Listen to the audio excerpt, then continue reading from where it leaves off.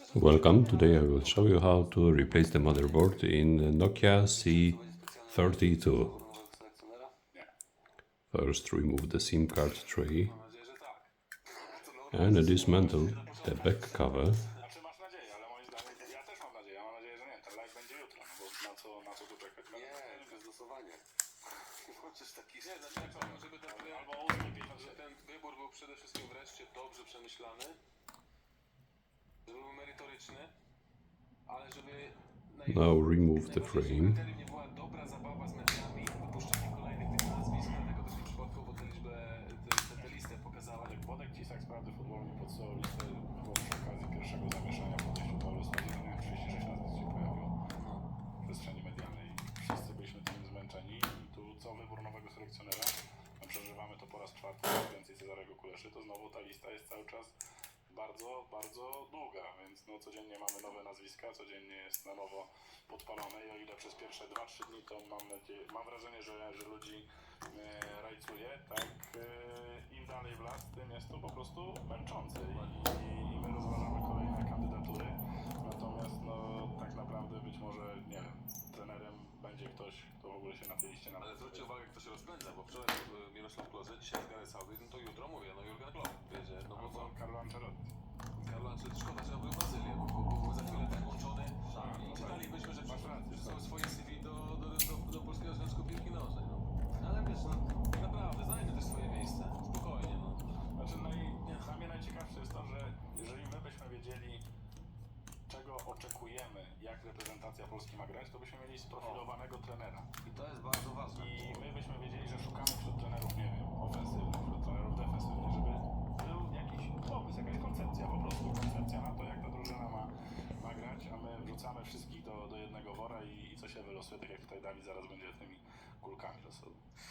A macie takie poczucie, ostatnie pytanie już, bo czytam co jakiś czas takie zarzuty, że środowisko medialne, wy dziennikarze pchacie tego Urbana na siłę, że jest jakby jakieś dziennikarskie lobby za kandydaturą Jana Urbana. Jest? Wiesz co, może...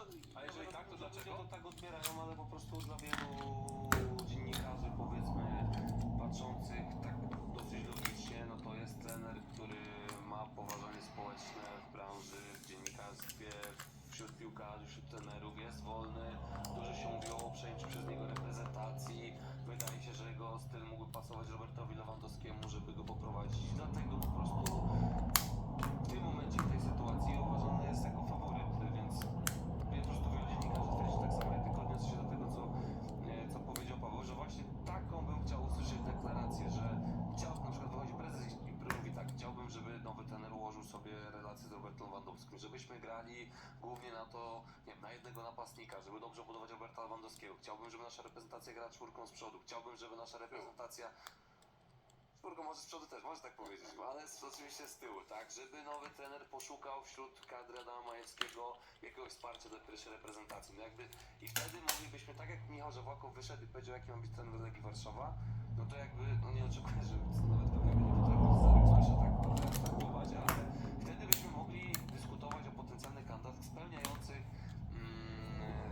określone wymagania, bo ja na przykład, nie wiem, no ten Marek Papszun mi chodzi po głowie tak osobiście, biorąc pod uwagę, że też gramy na trójkę z tyłu, że Marek Papszun mógł wejść w to po prostu porządku. Pytanie, czy to jest dobre, że gramy na trójkę. No to ale nie jest dobre, z ale... roku trzeba było zaprosić do tego, żebyśmy Ale po prostu dyskutowali, czy trójką, czy czwórką. Marek Papszun on cały czas jest jakby trenerem jednego klubu, tak samo jak Gardan Siemień jest na przykład i uważam, że to nie do końca jest dobre, ale jeśli Cezary Kulesza, ta wypowiedź była przemycona, że on być trener z twardą ręką. Tak, czytamy, że Jan Urban ma być daleko, bo jest za miękki.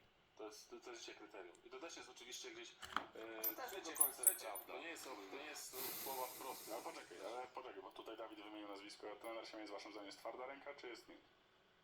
Ja myślę, że Nie wiem, uważam, że to nie jest żadne kryterium. Ale to nie jest w ogóle Właśnie tak się o piłce nie rozmawia, dokładnie. czy jest twardy albo nie. Dokładnie tak. Co to znaczy? Więc kwestia budowania relacji, a to, że Jan Urban potrafi zbudować relacje, co do tego nikt nie ma najmniejszych wątpliwości.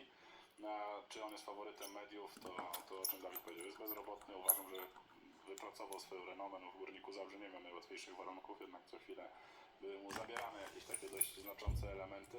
I jakoś on jednak brał te cegiełki, jakoś tam to lepił i dalej to funkcjonowało, więc mówię, no ale ja bym zaczął przede wszystkim dyskusję, kto być selekcjonerem reprezentacji Polski, czego wymaga Polski Związek Piłki Nożnej. Z prezesem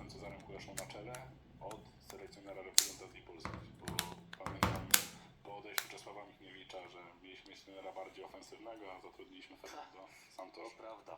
Zresztą Cezary Kulesza, Że sam PZPN tego nie wie. trzeba pamiętać, że Cezary Kulesza funkcjonował w latach w polskiej piłce, w której Znałem się. Moi drodzy, w końcu udało się znaleźć pocztówki. Okej, thank you so much, thank you. Będę wysyłał wam pocztóweczki. Thank you for watching. Don't forget to subscribe. Until the next time.